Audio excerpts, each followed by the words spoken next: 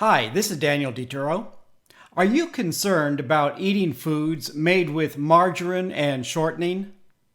In this video, I'll share what are margarine and shortening, Food Chemistry 101, what is hydrogenation, partial versus full hydrogenation, margarine and shortening ingredients and additives, and some common facts and myths. Margarine and shortening are solid fats, usually made from vegetable oils.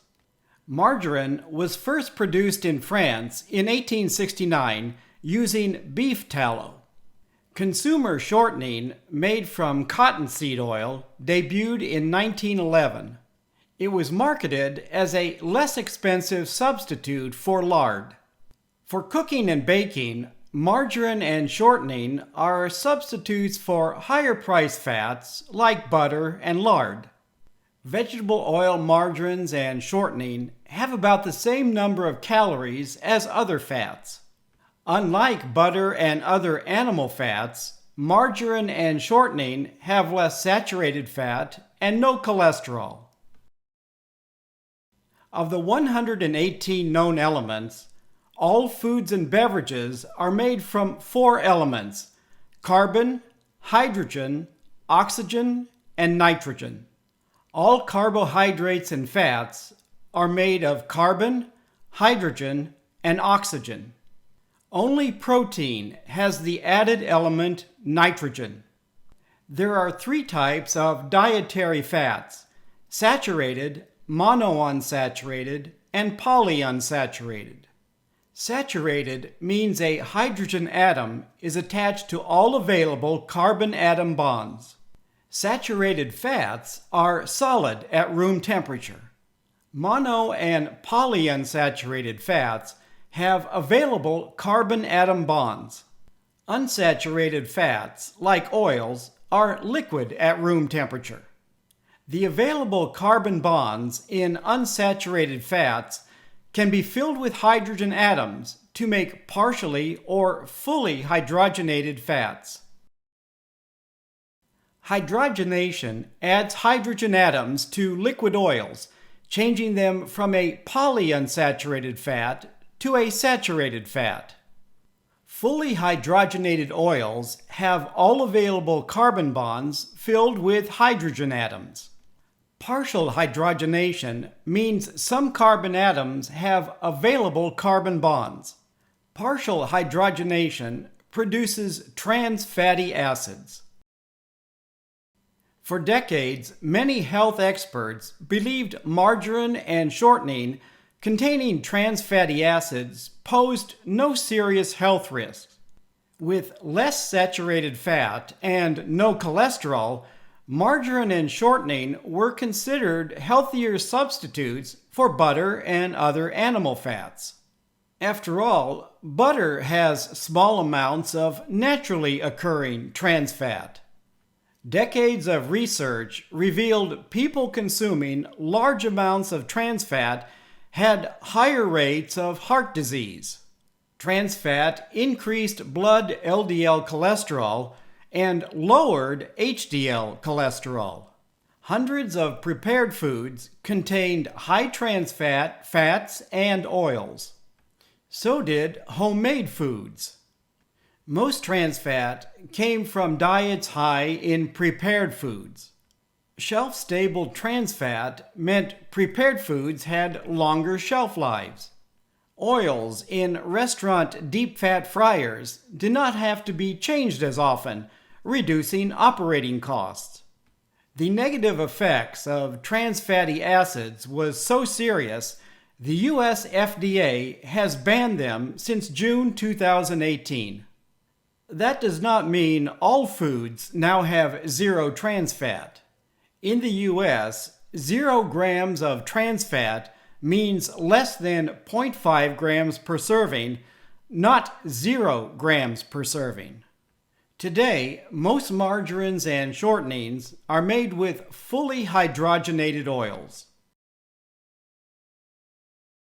Like most prepared foods, today's margarines and shortenings are not your grandmother's margarine and shortening. Margarine was originally made using beef tallow. Today, most are made using less expensive vegetable oils. The same with shortening. Vegetable oils like canola, soy, and palm kernel have replaced cottonseed oil. Today's margarines and shortenings also have other ingredients, like synthetic preservatives. Shortening has fewer chemical additives than margarine. To make margarines appear more like butter, they can have artificial flavors and color. Add hydrogen to oil, and you have shortening. Add a few more ingredients to shortening, and you have margarine. There is some concern about the long-term safety of synthetic chemical food additives. Diets high in prepared foods have more chemical additives than diets high in minimally processed foods. While butter is higher in saturated fat, the only ingredients are cream and salt. Pure lard is rendered pork fat. Commercially made lards can have synthetic preservatives. There are many myths about margarine and shortening. One promoter of high saturated fat butter and coconut oil jokes, "The reason it's called shortening is because it shortens your life." He is referring to modern vegetable oil shortenings sold in the U.S. Long before the invention of vegetable shortening, any fat that was solid at room temperature was called shortening. Butter and lard were two popular shortenings. Shortbread cookies have been around for hundreds of years. They are made with butter, not vegetable shortening. If shortening shortens your life, you should ban all solid fats, including butter, lard, and coconut oil. There is no evidence moderate amounts of vegetable shortening is more harmful than animal shortenings. You are more likely to shorten your life expectancy eating a high-calorie, ultra-processed food diet. Another popular myth is that margarine and shortening are toxic. Labeling foods as toxic is an excellent way to frighten uninformed consumers. As I've shared, shortening has fewer chemical additives than margarine. Most prepared foods, even so-called health foods, can have more synthetic additives. Another myth is that margarine is one molecule away from plastic. This is a great myth to frighten people with no knowledge of chemistry. I have shared with you the fact that carbohydrates and fats are made from the same atoms. That does not mean carbs can be changed into fats and fats into carbs. Like protein, nylon has carbon, hydrogen, oxygen, and nitrogen atoms. That does not mean protein is one molecule away from nylon. The same is true for margarine. Then there's the myth that flies are attracted to butter but not margarine.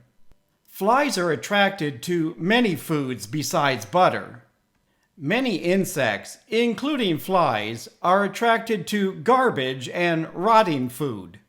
If flies are attracted to garbage and flies are attracted to butter, then butter equals garbage.